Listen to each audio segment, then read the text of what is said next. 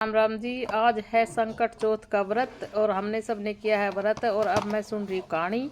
तो कहानी के लिए हमारे यहाँ लेते हैं थोड़े से दाने बाजरा के, कुछ पैसे रख दिए और तिल और गुड़ को कूट के लेते हैं। और मैंने दीवा जला दिया और थोड़ी सी लिए हल्दी।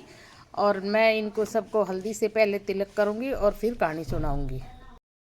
अब मैं सुनाऊँगी चौथ माता की कहानी। तो कहानी सुनने के लिए हमने ले लिए हैं दाने हाथ में तिल के और गुड़ के। और अब मैं कहानी सुना रही हूँ। दो माँ बेटे थे। एक माँ कभी संकट चौथ का व्रत करती थी। तो जो लड़का था उसको उसकी चाची ताई हैं उन्होंने बहका दिया था कि जब तू गाय चराने जाता है तो पीछे से तेरी माँ है वो गटके करके खाती है।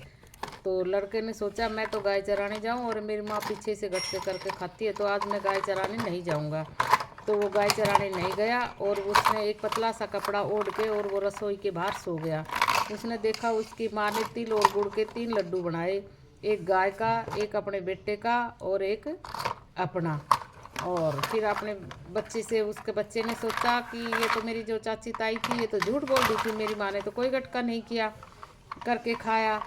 तो उसको शर्म आई और उसने अपनी माँ से बोला माँ मैं विदेश जाऊँगा। उसकी माँ बोली ठीक है बेटा चला जा, लेकिन ये कहानी के दाने हैं ये साथ लेके जाना, और जहाँ जहाँ तुझे ऐसी विधा लगे वहाँ वहाँ ये कहानी के दाने अपने चारों तरफ लगा के खड़े हो जाना और बोलना कि मेरी माँ अगर मेरे लिए संकट चौथ करती थी तो ये सब ठीक हो जाए। उसने बोला ठीक है। जैसे जैसे वो आगे गया तो एक नदी बहने लगी खून की। तो उसने देखा और वो देख के वो कहानी के दाने चारों तरफ डाल के खड़ा हो गया और बोला अगर मेरी माँ मेरे लिए चौथ करती थी तो ये दूध की होके बहने लग जाए। तो वो नदी दूध की होके बहने लग गई। आगे गया तो एक सरफ धाड़ने लग रहा। फिर उसने कहानी के दाने लिए और अपने चारों तरफ ओर के खड़ा हो गया और कहने लगा कि अगर मेरी माँ मेरे नाम से संकट चौथ करती थी ए भगवान ये रस्सी हो जाए। तो वो रस्सी हो गई। आगे जैसे जैसे गया एक बुढ़िया रो रही और पूड़ले उतारने लग रही। जैसे वो देखा कि वो बुढ़िया माँ पूड़ले भी उतार रही है, रो भी रही है, तो उसने पूछा बुढ़िया माँ क्यों रो रही है। तो उसने बोला भैया ये राजा का हलकारा आता है और हर साल एक घर से बलि जाती है, आज मेरे बेटे की बारी है और मेरे तो एक ही बेटा है। तो उसने बोला ठीक है बूढ़ी माँ ये पूड़ले आप मेरे को खिला दो और मैं आपके बेटे की जगह चला जाऊँगा। तो उसने बोला ठीक है बेटा खा ले। तो उसने खिला दिया और उसको लोक लगा के अंदर सुला दिया। जैसे 12 बजे वैसे ही राजा का हलकारा आया और बूढ़ी माँ से कहने लगा कि भेजो अपने लड़के को।